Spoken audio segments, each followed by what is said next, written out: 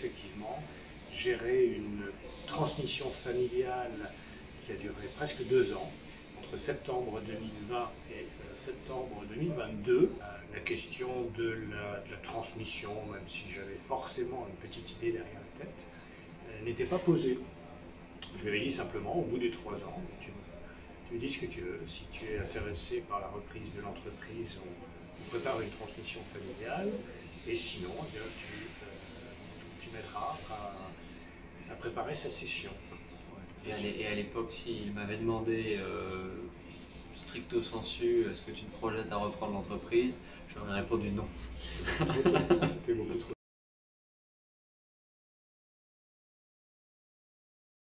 Ouais, après, la première condition, à mon sens, c'est d'en avoir envie.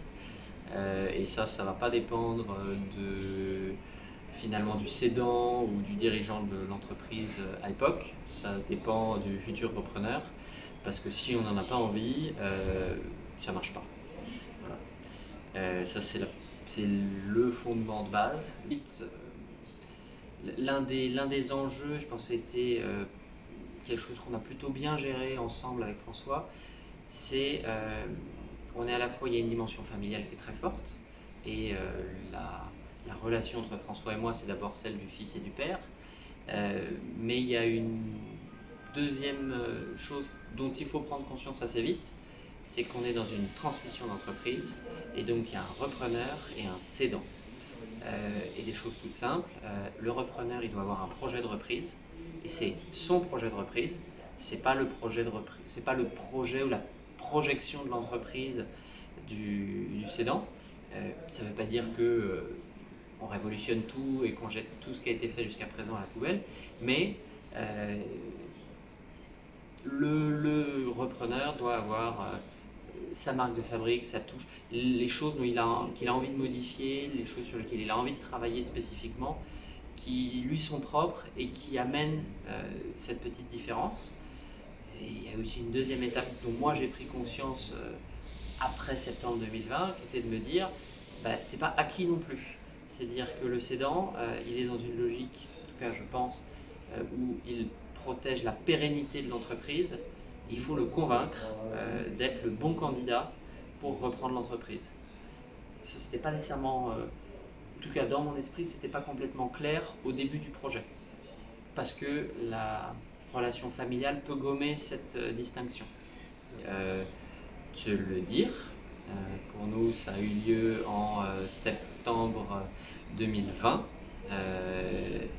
où il y a eu une forme d'alignement des planètes, où François m'a dit moi j'ai envie de prendre du champ, et moi je lui ai dit ça tombe bien, moi j'ai envie de prendre la place. Finalement, donc il y a une assez bonne concordance de temps là-dessus. Il faut construire les différentes formes de légitimité avec l'ensemble des parties prenantes de l'entreprise. Frédéric, après 3 ans, avait déjà développé une forte légitimité en interne. Il lui restait à développer cette légitimité en externe, avec nos clients, avec nos fournisseurs, avec nos partenaires, avec le réseau. Ce que tu as fait plutôt bien et qui continue de toute façon, ça ne s'arrête jamais, depuis 2 ans.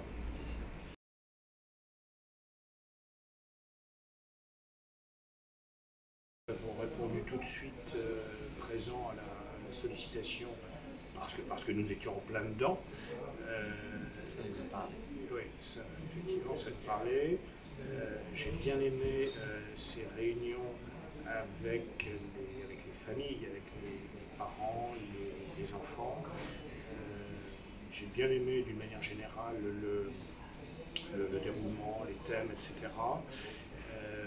Même si en ce qui nous concerne, nous étions déjà assez avancés dans le processus par rapport à d'autres qui commençaient tout juste à y réfléchir, mais ça nous a confortés dans ce que nous avions déjà fait et projeté de faire.